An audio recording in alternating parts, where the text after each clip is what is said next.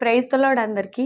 తండ్రి కుమార పరిశుద్ధాత్మ నామంలో మీ అందరికీ నా హృదయపూర్వకమైన వందనాలండి. ఈరోజు దేవుని వాక్యంలోనికి వెళ్ళినట్లయితే అపోస్తుల కార్యములు 3వ అధ్యాయము 6 నుంచి 8 వరకు చదువుకుందామండి. అంతటా పేతురు, వెండి బంగారములు నా యొద్ద లేవు గాని నాకు కలిగినదే నీకిచ్చుచున్నాను, నజరేయుడైన యేసు క్రీస్తు నామమున నడవమని చెప్పి వాని కుడి చేయి పట్టుకొని లేవనెత్తెను. వెంటనే వాని పాదములను చీలమండలములను బలము పొందెను. వాడు దిక్కున లేచి నిలిచి నడిచెను.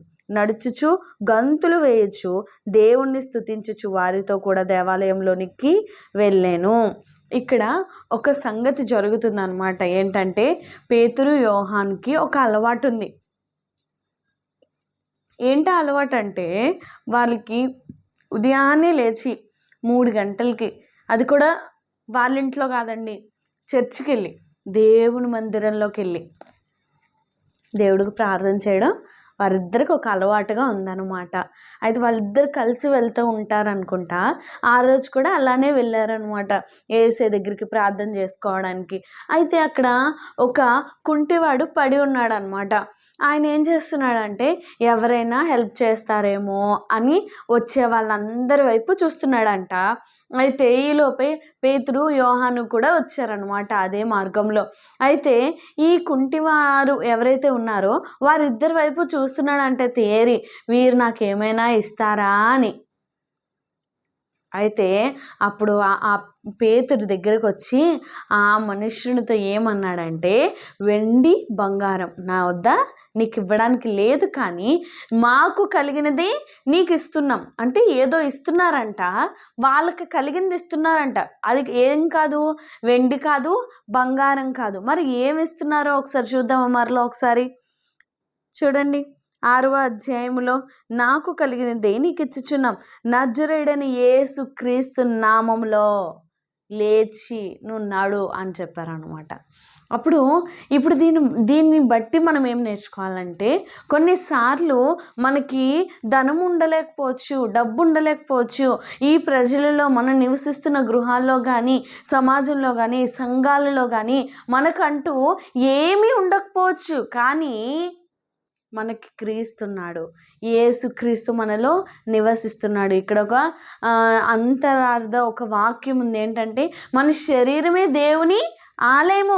అంటే మన శరీరంలో దేవుడు ఉన్నాడు కాబట్టి మనకి ఏం లేకపోయినా సరే దేవుడు మనలో ఉన్నాడు, మనతో ఉన్నాడు, మన చుట్టూ వ్యాపించి ఉన్నాడు.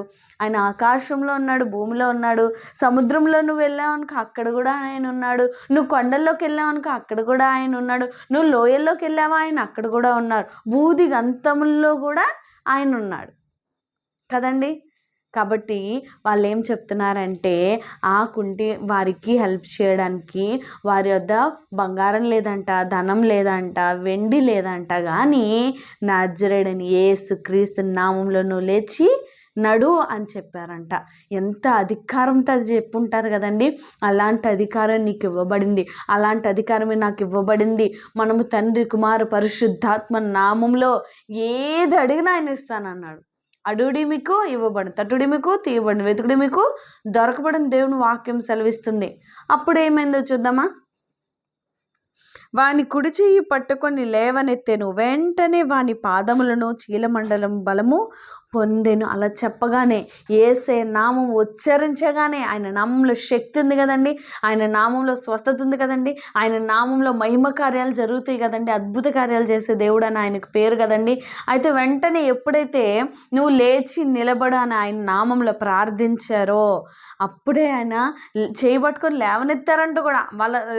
వాళ్ళ ఒక విశ్వాసం చూడండి కదా. మనం కొన్నిసార్లు ప్రార్థిస్తాము, కానీ జరుగుతుందో లేదో, ఎప్పుడో జరుగుతుందేమో, ఇలా జరిగితే బాగుందని అనుకుంటూ ఉంటాం, కానీ కాదండి. వాళ్ళ విశ్వాసము ఎంత గొప్పదంటే, వాళ్ళు ప్రార్థించారు కాబట్టి ఆ మనుష్యుడు అప్పుడు లేస్తాడు ఖచ్చితంగా.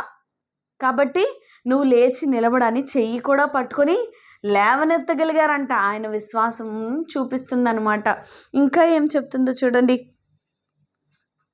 వాడు దిగ్గున లేచి నిలిచి నడిచెను. వెంటనే లేచి నిలిచినాడంట. హల్లెలూయా, హల్లెలూయా. మనం కూడా అలాంటి స్థితిలో ఉన్నవారమే కదండి.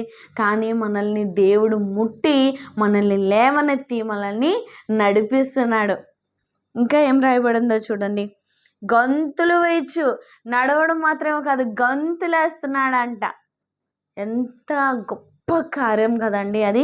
విశ్వాసము చొప్పున వారు అధికారంని దేవుని దగ్గర నుంచి పొందుకున్న అధికారంతో వాళ్ళు ఆ మనుష్యుని లేపినట్లుగా మనం చూస్తున్నాం.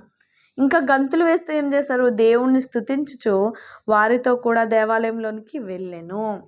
వీళ్ళిద్దరు ఎలాగో సన్నిధికి వెళ్తున్నారు కదా మార్నింగ్ ప్రేయర్ చేయడానికి.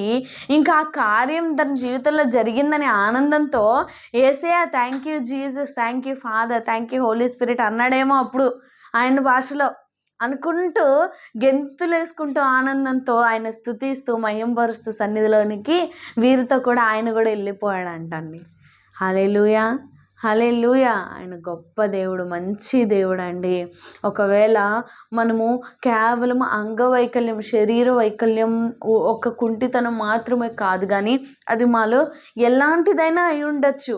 మనలో గర్వమైన, కోపమైన, ద్వేషమైన, ఇతరులను చూసి ఓర్వలేనితనమైనా సరే, శరీరాశ, నేత్రాశ, జీవపుడమ్మం, అల్లరి, ఎక్కువగా మాట్లాడడం కూడా పాపమని పలుమార్లు వాక్యంలో రాయబడి ఉంది.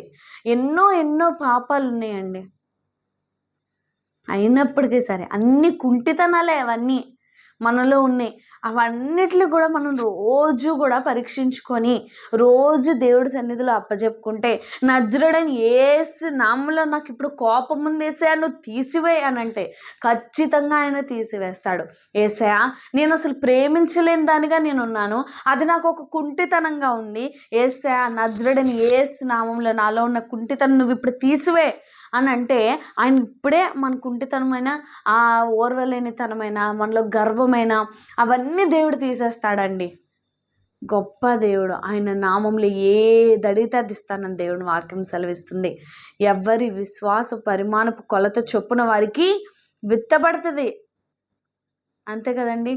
అలాగే ఆ రోజు యోహాను, పేతురు ఎలా అయితే కుంటివాణ్ణి అట్టి అధికారంతో శాసించారో, సాతానుగాడి మీద విజయం పొందుకున్నారో, మనకి కూడా అట్టి అధికారం ఇవ్వబడింది. కానీ ఆ వారి విశ్వాసం మన విశ్వాసం సరిపోవట్లేదు.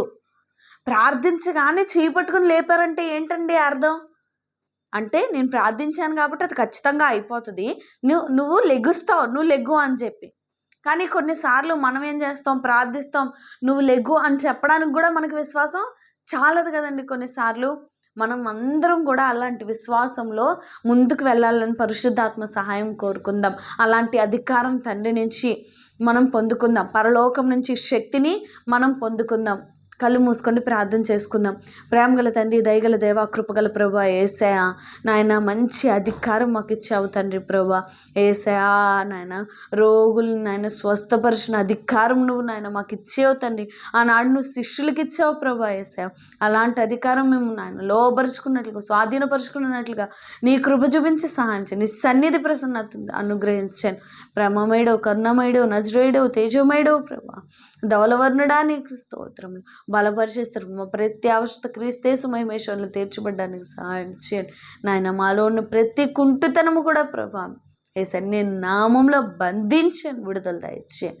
మా విశ్వాసం ప్రభా గట్టిగా నన్ను మేము పెంపొందించడానికి నన్ను రోజు మాకు సహాయం దయచేయండి. మీరే మమ్మల్ని శోధించి నాయన యేసయ్యా మాలో ఇంకా ఏదైతే కుంటుతనం మాకు తెలియకుండా ఉందో ప్రభా పరిశుద్ధాత్మ సహాయం ద్వారా నాయన అది మానించి తొలగించిన మమ్మల్ని పరిశుద్ధపరచండి నాయన. మీరే మాకు తోడుగా నడిపించండి ప్రభా యేసయ్యా. నీ నామంలో ప్రార్థించే కృపను దయచేయండి నాయన. వింటున్న ప్రతి బిడ్డ హృదయంలో ప్రభా నాయన ఎలాంటి కుంటితనం ఉందో ప్రభా యేసయ్యా నువ్వు తీసివే ప్రభా, నువ్వు బలపరచు, నువ్వు స్థిరపరచు.